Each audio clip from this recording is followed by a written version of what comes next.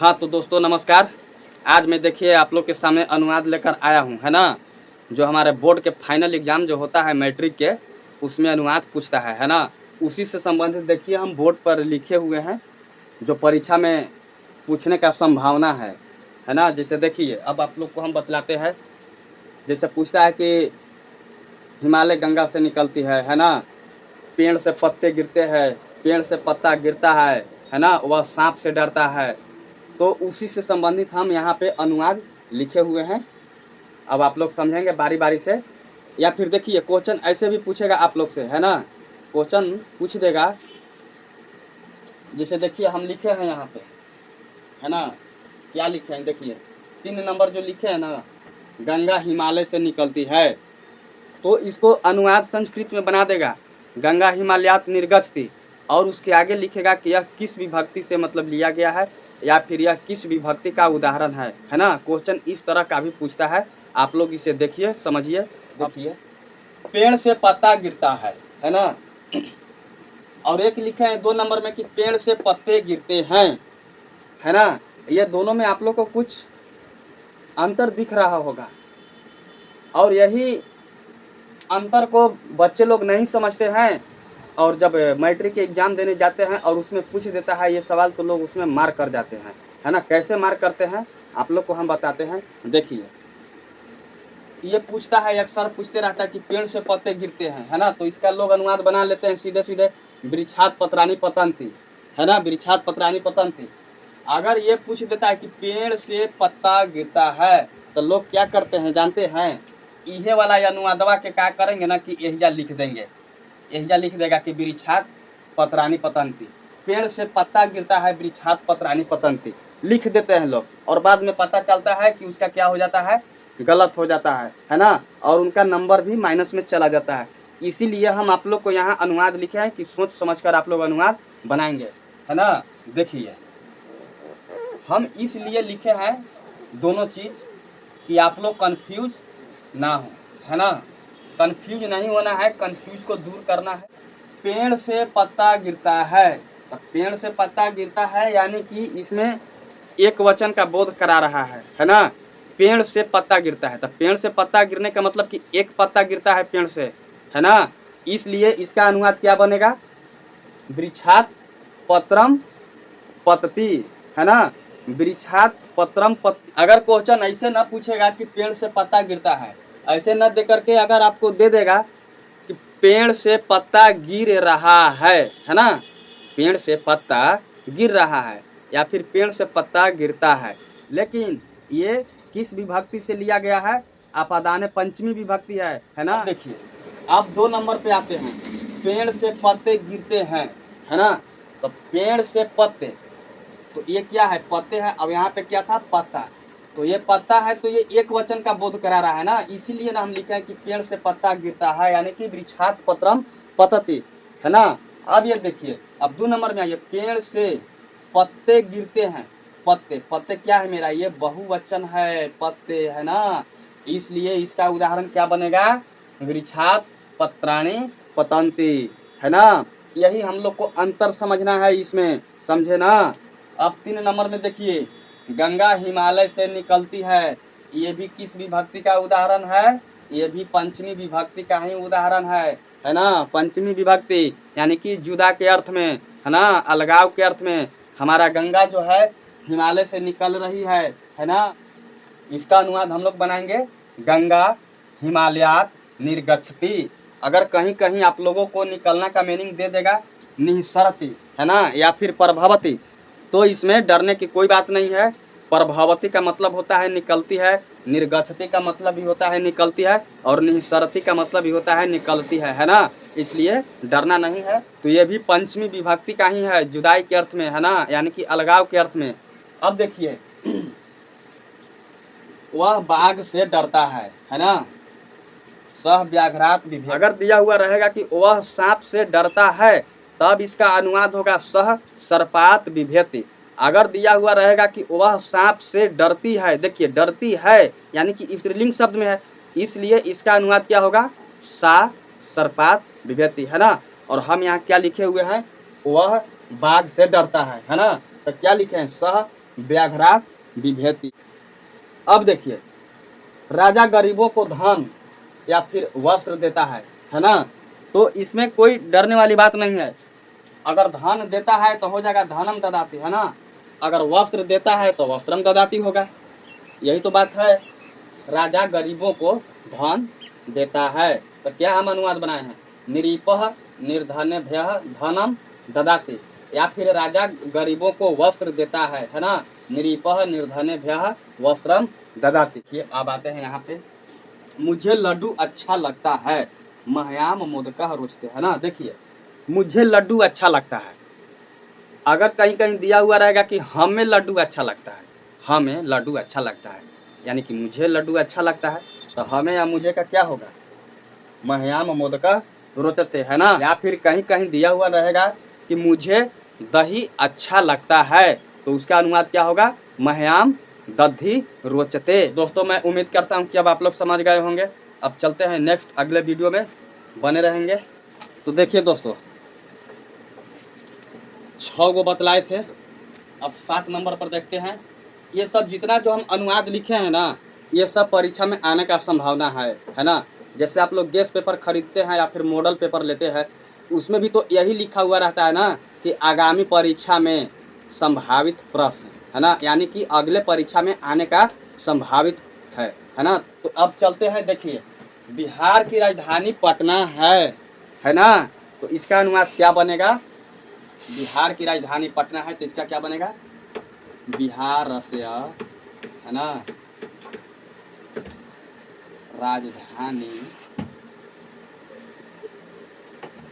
राजधानी पाटली पुत्रम अस्ति, है ना, यही ना होगा। अब देखिए, अब 8 नंबर में देखिए, राजा दशरथ के 4 पुत्र थे, तो इसका अनुवाद क्या बनेगा, राज्ञः दशरथस्य चत्वारः पुत्रा आसन, है ना। देखिए, आसन क्यों लगाए हैं, आप लोग सोच रहे होंगे कि आसित मतलब होता है था, है ना, इस पे दिया हुआ थे। जैसे इंग्लिश में देखते हैं ना, इंग्लिश में देखते होंगे, था का मीनिंग क्या होता है, वाज, है ना, और थे का मीनिंग क्या होता है इंग्लिश में, वेयर, है ना। तो ठीक उसी प्रकार से संस्कृत में भी चलता है। संस्कृत में था को क्या बोला जाता है, आसित, है ना। ये संस्कृत में था को आसित बोला जाता है, और थे को बोला जाता है क्या, आसन, है ना, यानी कि ये बहुवचन के लिए, है ना। तो यहाँ पे बहुवचन है ना, राजा दशरथ के 4 पुत्र थे, तो राज्ञः दशरथस्य चत्वारः पुत्रा आसन, है ना। अब देखिए, राजा दशरथ की 3 रानियां थी, यहाँ पे लिखे हैं राज्ञः दशरथस्य तीसरा राज्ञः आसन, मतलब कि राजा दशरथ के 3 रानियां थी, है ना। अब देखिए, पटना गंगा के किनारे है ना, पाटलिपुत्रम गंगा तटे अस्ति, है ना। अब समझ गए होंगे और वीडियो में बने रहेंगे। अब देखिए, अब अगला अनुवाद लिखते हैं। तो देखिए दोस्तों, अब हम यहाँ पे आप लोग को दिए हैं, कवियों में कालिदास श्रेष्ठ हैं, इसका अनुवाद क्या बनेगा, कविषु कालिदासः श्रेष्ठ अस्ति, है ना। इसी तरह से अनुवाद बनेगा। ये हम आप लोगों को एक तरह से समझे तो हम गेस करवा रहे हैं, है ना, मतलब परीक्षा में आने का संभावना होगा बोर्ड के एग्जाम में अनुवाद बनाने के लिए, समझे। अब यहाँ पे देखिए, परिश्रम का फल मीठा होता है ना, इसका क्या अनुवाद बनेगा, इसका बनेगा परिश्रमस्य, है ना, परिश्रमस्य फलम मधुरम भवति, यानी कि परिश्रम का फल मीठा होता है ना। अगर आप किसी भी काम को मेहनत से कीजिएगा, लगन से कीजिएगा, एकदम जोर शोर से परिश्रम कीजिएगा, तो आने वाले समय में आपका फल मीठा होगा, यानी कि आपका परिणाम अच्छा आएगा, रिजल्ट अच्छा आएगा, नतीजा आपका बढ़िया मिलेगा, है ना। इसीलिए तो कहा गया है कि परिश्रम का फल मीठा होता है ना। तो क्या अनुवाद बनेगा, परिश्रमस्य फलम मधुरम भवति, है ना। अब देखिए, वह आँख से काना है। गांव घर में आप लोग देखे होंगे, बहुत से लोग एक आँख के कान होते हैं, एगो आँखिया ऐसे चपले रहेगा या फिर एगो आँखिया ऐसे सीधे बंदे कैले रहेगा, है ना, कि वह एक आँख से करना है ना। लेकिन हम आप लोग को समझाने के लिए बोल रहे हैं, अभी ना कि आप लोग यहाँ से उठ के जाइएगा और गांव घर में कोई कान होते लांगड़ होते तो ओकरा बोलेगा, ए रे कान्ना चलवे जामुन खाया है, ए रे लंगड़ा पेड़ पर चढ़े आवा हाउ। तो वैसे नहीं करना चाहिए, क्योंकि ये प्राकृतिक विकलांगता है, भगवान ने किसी को भी कभी भी प्राकृतिक विकलांगता दे सकता है ना, तो इन सब पे हंसना नहीं चाहिए। देखिए वह आँख से काना है ना, इसका अनुवाद होगा सह नेत्रेण काणा अस्ति, है ना, इसका अनुवाद ये बनेगा। अब देखिए वह कान से बहरा है ना, एगो तो आँख से लिए कहा के कान, अब एगो कही थे कि कान से बहिरा है, यानी कि एगो कान से बहिरा है, उसको सुनाता कुछ नहीं है। बोलिएगा आम तो हो सकता है इंग्लिश सुनाई देगा, तो हमको उतना बात पे ध्यान देना नहीं है, हमको अनुवाद पर ध्यान देना है। देखिए वह कान से बहरा है ना, तो इसका अनुवाद क्या बनेगा, सह कर्णेन बधिरः अस्ति, है ना, सदा सत्य बोलो, सदा सत्यम वद, है ना, मतलब कि सदा सत्य बोलो। अगर देखिए यही चीज कि अगर दिया हुआ रहेगा हमेशा सत्य बोलो, है ना, हमेशा सत्य बोलो, तो इसका भी अनुवाद क्या बन जाएगा, सदा सत्यम वद, है ना। देखिए सदा के मतलब क्या होता है, हमेशा होता है, यानी कि ऑलवेज होता है। इसको इंग्लिश में हम लोग क्या बनाते हैं, ऑलवेज स्पीक द ट्रूथ, यही ना बोलते हैं। संस्कृत में क्या होगा, दोनों का अनुवाद देखी हुआ, सदा सत्यम वद, सदा सत्य बोलो, हमेशा सत्य बोलो, सदा सत्यम वद, है ना। अगर पूछ देगा हमेशा सत्य बोलो तो डरना नहीं है, सोच समझ के बनाना है, सदा सत्यम वद, है ना। अब आप लोग समझ गए होंगे। अब नेक्स्ट वीडियो में चलते हैं, इसको मिटाते हैं हम, आप लोग समझ गए होंगे। देखिए दोस्तों अब हम ये अनुवाद में पहुंच गए हैं मेरे विद्यालय के चारों ओर, है ना। हाँ अब इस पर ध्यान देना है दोस्तों, है ना। मेरे विद्यालय के चारों ओर या फिर सभी ओर बगीचे हैं, तो इस पर हम थोड़ा समझेंगे दोस्तों। मान लीजिए कि ये मेरा विद्यालय है ना। अब देखिएगा यानी कि चारों ओर, यानी कि चारों कोना में, यानी कि चारों ओर से क्या है, बगीचा है। तो कहने का मतलब है कि चारों ओर, हाँ चारों ओर न देकर के अगर दिया हुआ रहेगा कि मेरे विद्यालय के सभी ओर बगीचे हैं, तो सभी ओर का मतलब क्या है कि मेरा विद्यालय का बाउंड्री जहाँ तक है, यानी कि मेरे विद्यालय का जो परिसर है चारों तरफ से जहाँ तक, वहाँ तक मेरे विद्यालय में क्या है, बगीचा है। अगर आप लोगों से पूछ देगा कि मेरे विद्यालय के सभी ओर बगीचे हैं, तो इसमें आप लोग को डरने का कोई बात नहीं है दोस्तों, है ना। इसलिए कि सभी ओर या फिर चारों ओर दिया हुआ रहेगा, तो इसका अनुवाद क्या बनाएंगे, मम विद्यालयम परितः उद्यानानि सन्ति, है ना, यही अनुवाद बनेगा। अब देखिए अब है कि परिश्रम से विद्या होती है, सही बात है। कोई भी व्यक्ति अगर कोई काम में परिश्रम करता है तो उसको उस चीज़ का विद्या मिल ही जाता है ना। मान लीजिए कि अब हम चोरी करने का विद्या प्राप्त कर रहे हैं, तो आने वाले समय में हम चोरी में निपुण हो जाएंगे, फिर चोरी करेंगे, धीरे धीरे बैंक लूटने लगेंगे, फिर मर्डर करने लगेंगे, यानी कि उस काम में हम निपुण हो जाएंगे। अगर हम शुरू से पढ़ाई करने लगेंगे तो धीरे धीरे एक समय आएगा कि हम पढ़ाई में एक पारंगत हो जाएंगे, निपुण हो जाएंगे, है ना। इसीलिए तो दिया गया है कि परिश्रम से विद्या होता है। अगर आप किसी भी काम के परिश्रम कीजिएगा तो उस काम के विद्या आपको मिल ही जाएगा। मान लीजिए हम ट्रक चलाने के लिए विद्या सीख रहे हैं, तो उस आने वाले समय में हम ट्रक का ड्राइवर बन जाएंगे, तो पक्का ड्राइवर हो जाएंगे, यानी कि उसमें हमको विद्या मिल जाएगा सीखने का, गियर किधर होता है, क्लच किधर होता है, स्टीयरिंग किधर होता है ना दोस्तों। ठीक उसी प्रकार हम लोग जब पढ़ाई में उतर जाएंगे ना, तो पढ़ाई में हमको परिश्रम से विद्या होगा, है ना, परिश्रम से विद्या होती है। इसका अनुवाद क्या होगा, परिश्रमेन विद्या भवति।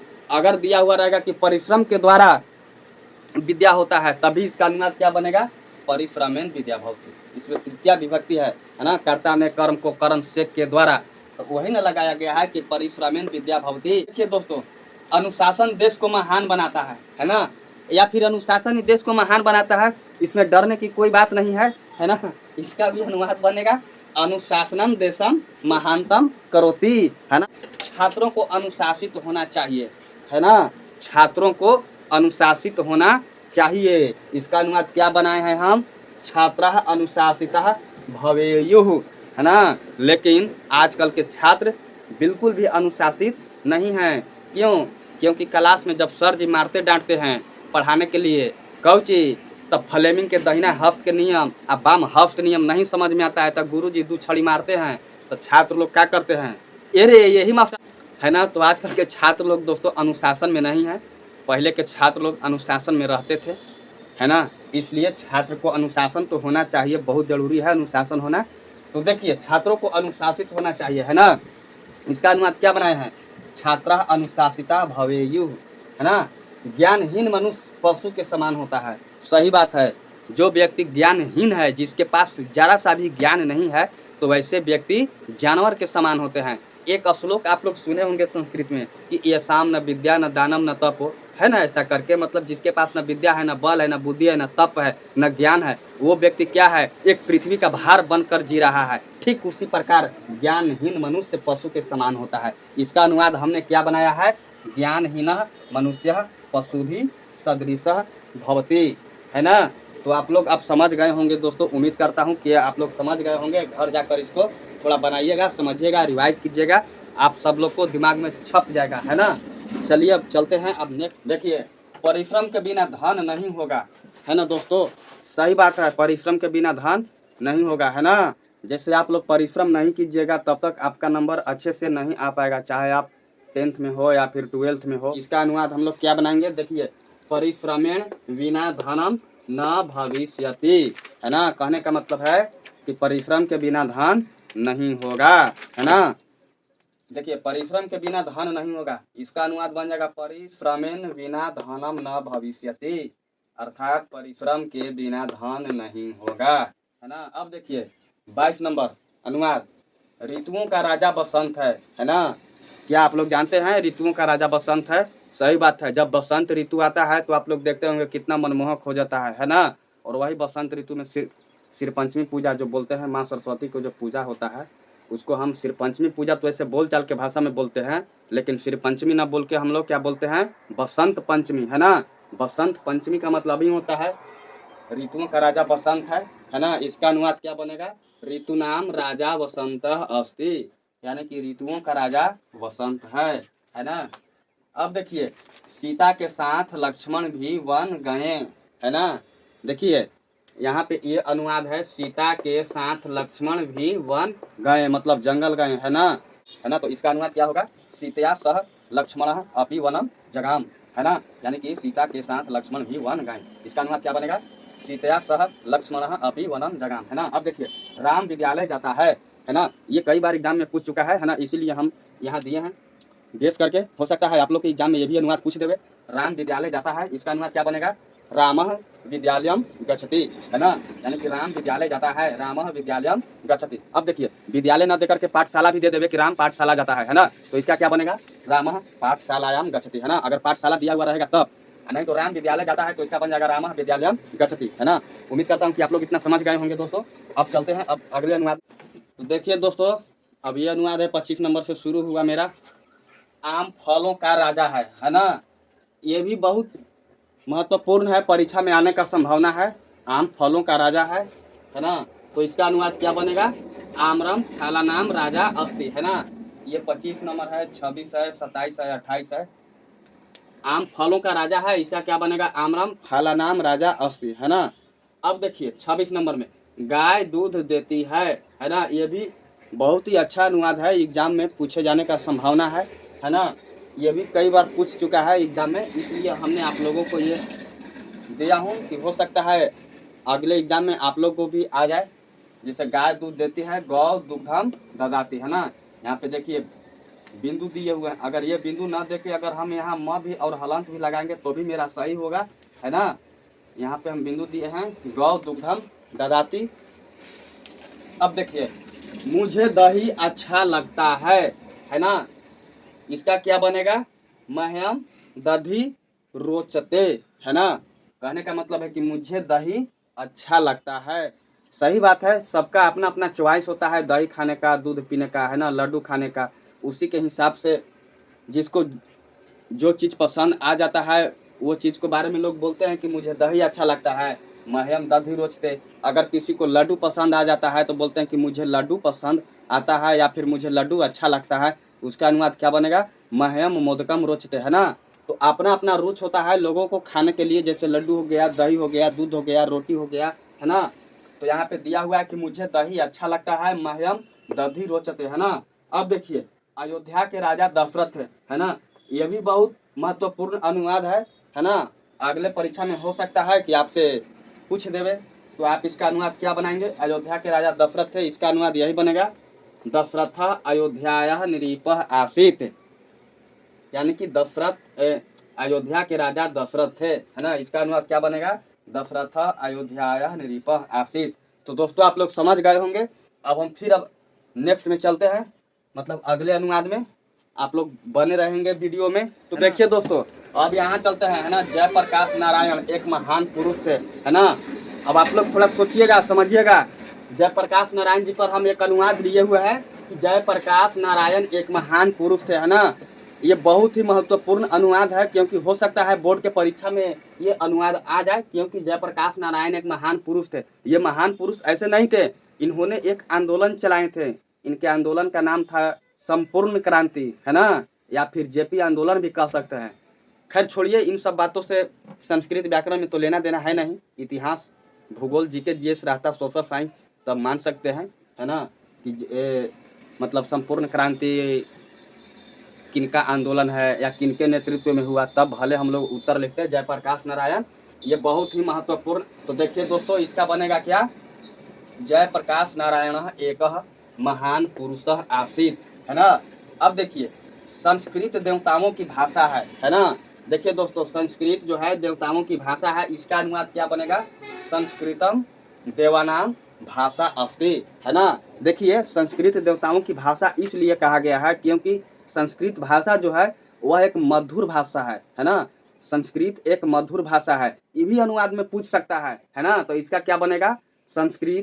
संस्कृतम, है ना, एक मधुरम भाषा अस्ति। कहने का मतलब है कि यह एक मधुर भाषा है। मधुर का मतलब होता है मीठा, है ना। इसीलिए कहा गया है संस्कृत देवताओं की भाषा है ना। संस्कृतम देवानाम भाषा अस्ति। तो चलिए दोस्तों, अब नेक्स्ट वीडियो में मिलेंगे। मैं आशा करता हूँ कि आप लोग ये सब अनुवाद समझ गए होंगे। जय हिंद।